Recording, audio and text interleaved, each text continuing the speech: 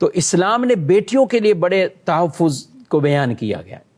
آج کہا جاتا ہے نا عورت کو کیا دیا, عورت کے لیے حقوق نہیں. میں نے کہا قرآن پڑھ کے دیکھیں, قرآن میں رب نے پوری سورۃ النساء بیان فرمائی, عورتوں کے کئی طرح کے حقوق اس میں بیان کیے.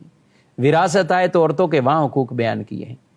نبی کریم علیہ الصلوۃ والسلام نے یہ زندہ درگور کرنے والوں کی کتنی مذمتوں کو بیان کیا اور ان کو روکا. پھر آپ صلی اللہ علیہ وسلم نے پرورش کرنے والوں پر حسن سلوک بیٹیوں کے ساتھ کرنے والوں کے لیے جو جنت کے بشارت عطا فرمائی, جس کی 3 بیٹیاں اس پر خرچ کرے, پرورش کرے, تو اس کے لیے جنت کی بشارت عرض کی گئی. اگر 2 ہوں فرمایا 2 کے لیے عرض کی گئی, اگر 1 ہو فرمایا 1 کے لیے بھی یہ بشارت, یعنی 1 کے ساتھ بھی اچھا سلوک کریں تو اس کے لیے کیا ہے, جنت واجب ہو جاتی. تو یہ جو بیان فرمایا گیا.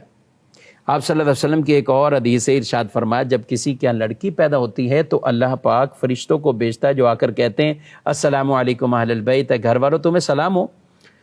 پھر فرشتے اس بچی کو اپنے پروں کے سائے میں لیتے ہیں, اس کے سر پہ ہاتھ پھیرتے ہیں اور کہتے ہیں یہ کمزور جان ہے اور ایک کمزور جان سے پیدا ہوئی ہے, یعنی عورت ہے اور اس سے پیدا ہوئی ہے یہ بچی. اور جو شخص اس کمزور جان کی پرورش کی ذمہ داری لے گا قیامت تک اللہ کریم کی مدد اس کے شامل حال رہے گی. سبحان اللہ. اور ایک اور حدیث یہاں یاد رکھیں, بچیوں کے مقام مرتبے کتنے بیان کیے ہیں.